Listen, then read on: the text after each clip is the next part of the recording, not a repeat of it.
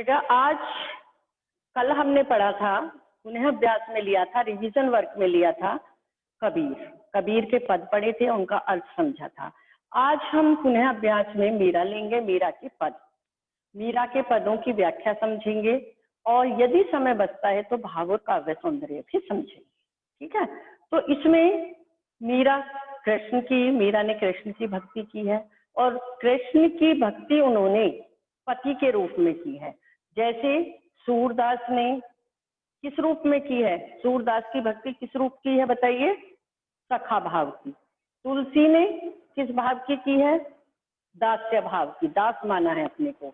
और यहाँ मीरा ने श्री कृष्ण को पति के रूप में भक्ति की है, दासी और पति दोनों के रूप में उनकी भक्ति की है।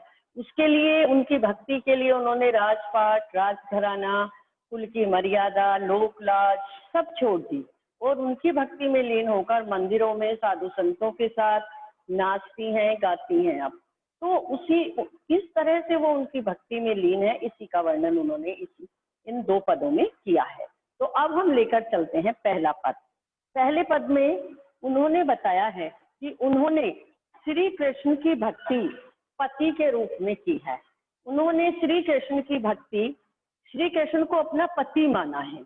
वो कहती हैं, मेरे तो गिरधर गोपाल दूसरा ने कोई, जाके सिर मोर मुकुट मेरो पति से। एक निष्ठ भक्ति भावना प्रदर्शित की है, मेरे तो गिरधर गोपाल। अब यहाँ दो विशेषण का प्रयोग किया है, गिरधर भी और गोपाल भी।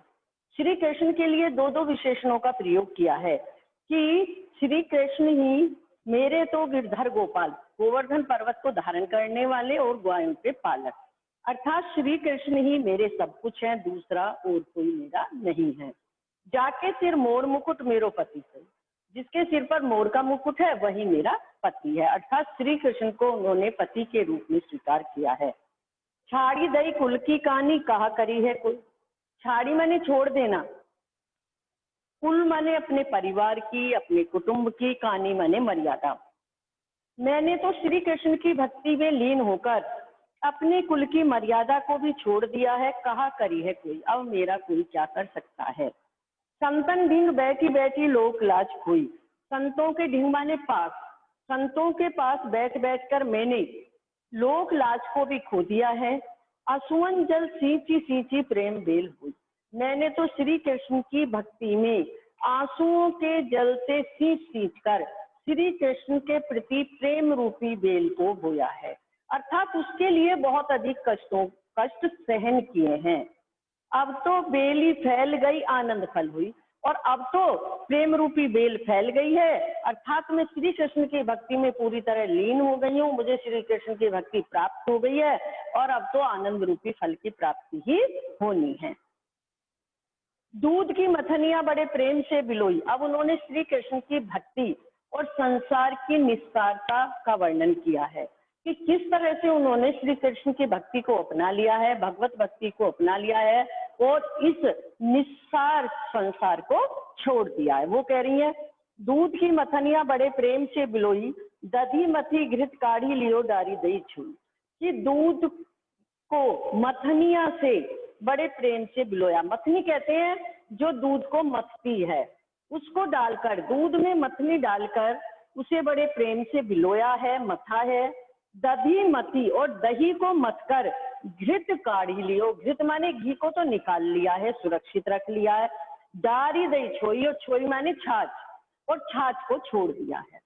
उन्होंने दूध की मथनिया को भिलोकर उसमें से मक्खन रूपी सार को, उसमें से क्या होता है, मक्खन निकलता है और छाछ, सब मक्खन को निकाल कर रख लेते हैं और छाछ को उसी में छोड़ देते हैं।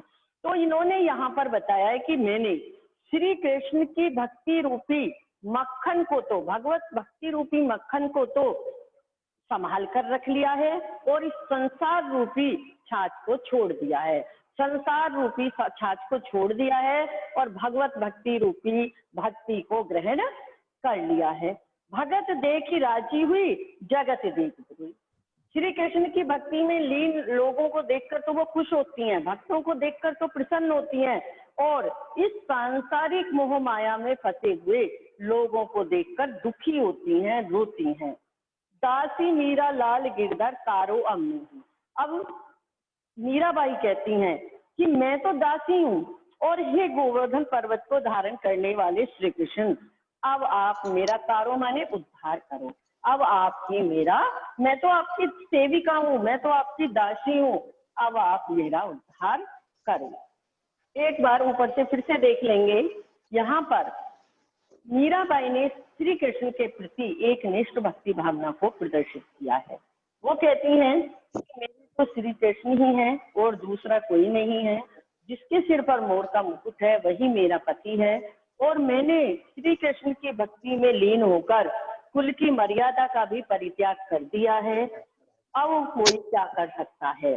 छाड़ी दई संतन धिंग बैठी बैठी, साधु संतों के साथ बैठकर मैंने लोक लाज का भी परित्याग कर दिया है, लोक लाज को भी खो दिया है, और आंसुओं के जल से सींच सींच करके श्री कृष्ण की भक्ति रूपी प्रेम को बोया है, और अब तो वो प्रेम रूपी बेल फैल गई है, अर्थात मैं पूरी तरह श्री कृष्ण की भक्ति में लीन हो गई हूँ। अब तो आनंद रूपी फल की प्राप्ति ही होनी है। दूध की, अब इन्होंने श्री कृष्ण की भक्ति और संसार की निस्तारता का वर्णन करते हुए कहा है कि दूध की मथनियां बड़े प्रेम से बिलोई, दूध में मथनी डालकर उसे बड़े प्रेम से मथा, और दही को मथकर उसमें से मक्खन तो निकाल लिया, और छाछ रूपी जो छाछ है, निस्तार छाछ है, उसको उसी में छोड़ दिया। संसार रूपी, अब उन्होंने संसार को तो माना है छाछ और भगवत भक्ति को माना है मक्खन, तो वो भगवत भक्ति को तो उन्होंने ग्रहण कर लिया, श्री कृष्ण की भक्ति को तो ग्रहण कर लिया है, और इस संसार रूपी छाछ को छोड़ दिया है। भगत देखी राजी हुई जगत देख रही, श्री कृष्ण की भक्ति में लीन लोगों को देखकर, भगत को देखकर तो वो प्रसन्न होती है, लेकिन इस संसार में लीन लोगों को देखकर वो दुखी होती हैं, रोती हैं। अब वो कहती हैं कि मैं तो आपकी सेविका हूँ, हे गो गिरधर, अब आप ही मेरा उद्धार करो, अब आप ही मेरा उद्धार करो। अब आगे के पद में भी उन्होंने कुछ इसी तरह का वर्णन किया है कि किस तरह से राजघराने की कुलवधू होने के बाद भी उन्होंने कुल की मर्यादा का परित्याग कर दिया, साधु संतों के साथ मंदिरों में नाचती गाती थी, मंदिरों में भजन गाती थी, श्री कृष्ण की भक्ति में लीन थी, और वो घर वाले, परिवार वाले, कुटुंब वाले उनकी इस भक्ति को पाप समझते थे, अपने कुल का अपमान समझते थे। वो मानते थे कि इसने हमारे कुल पर कलंक लगा दिया, तो इसके लिए उन्हें किस तरह जहर का प्याला भी भेजा गया था, और श्री कृष्ण की भक्ति के कारण वो जहर का प्याला भी, जो विष था, वो भी उनके लिए अमृत बन गया था। अब दूसरे पद को का अर्थ समझेंगे। घुंघरू बांधी मीरा नाची, श्री कृष्ण की भक्ति में लीन होकर मीराबाई पैरों में घुंघरू बांधकर नाचती हैं, और वो कह रही हैं, मैं तो मेरे नारायण सु आप ही हो गई साखी, आप ही होगी साखी, मैं तो अपने आप अपनी इच्छा से स्वयं ही श्री कृष्ण के प्रति समर्पित हो गई, मैंने तो अपनी इच्छा से श्री कृष्ण की भक्ति को ग्रहण किया है, मैं तो उनके प्रति अपनी इच्छा से समर्पित हूँ। लोग कहे मीरा भाई बाबरी, उनकी भक्ति में लीन देखकर लोग तो कहते हैं मीरा पागल हो गई। न्यास कहे कुलनासी, नाथ माने कुटुंब के लोग, कुटुंब के लोग कहते हैं ये कुल का पर कलंक लगाने वाली है, कुल का नाश करने वाली है। विष का प्याला राणा भेजा, और अपनी कुल की मर्यादा को पर कलंक समझकर उसे बचाने के लिए राणा जी ने भी मीराबाई को विष का प्याला भेजा था, जहर भेजा था। पीवत मीरा हाथी, जिसको मीराबाई ने उनकी भक्ति में लीन होकर सहज भाव से पी लिया, हंसते हंसते, पी ही नहीं लिया, हंसते हंसते पी लिया, और सब जानते हैं कि वो विष भी उनके लिए अमृत बन गया। मीरा के प्रभु गिरधर नागर सहज मिले अविनाशी, मीराबाई कहती हैं कि उनके, नागर कहते हैं चतुर, उनके जो गिरधर हैं श्री कृष्ण हैं, चतुर गिरधर हैं, उन्हें तो वो तो उन्हें सहज भाव से, जो अविनाशी है, जिनका कभी विनाश नहीं हो सकता, वो अविनाशी प्रभु तो उन्हें सहज भाव से प्राप्त हो गई, अर्थात सहज भाव से उनकी भक्ति उस मीराबाई को प्राप्त हो गई, सहज रूप से उनकी भक्ति को उन्होंने पा लिया है। फिर से एक बार देख लेंगे। मीराबाई श्री कृष्ण की भक्ति में लीन होकर पैरों में घुंघरू बांधकर नाचती हैं। वो कहती हैं कि मैं तो आप ही हो गई सांची, स्वयं मैंने तो अपनी इच्छा से ही, मैं तो अब स्वयं अपनी इच्छा से ही श्री कृष्ण के प्रति पूरी तरह समर्पित हूँ, अर्थात उनकी भक्ति को मैंने धारण किया है। लोग तो कहते हैं मीरा पागल हो गई है, और कुटुंब वाले कहते हैं कि यह कुल का नाक करने वाली है, और अपनी कुल की मर्यादा को बचाने के लिए ही श्री कृष्ण की भक्ति में लीन देखकर, मंदिरों में नाचते गाते देखकर उन्होंने, राणा जी ने उनके लिए विष का प्याला भेजा था, और जिसको उन्होंने, उस विष के प्याले को भी मीराबाई ने हंसते हंसते पी लिया, और वो विष भी उनके लिए अमृत बन गया। मीरा के प्रभु गिरधर नागर, वो मीराबाई कहते हैं कि उनके तो जो गिरधर हैं, चतुर श्री कृष्ण हैं, वो तो उन्हें सहज भाव से, जो अविनाशी हैं, वो अविनाशी प्रभु तो उन्हें सहज भाव से प्राप्त हो चुके हैं, अर्थात उनकी भक्ति तो उन्हें सहज भाव से प्राप्त हो गई है।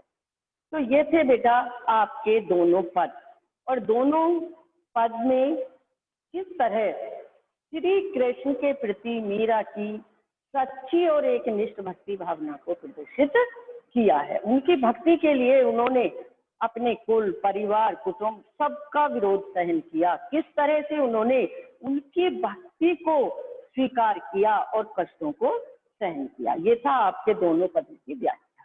तो ये वीडियो यहीं तक रहेगी बेटा आपकी अर्थ की।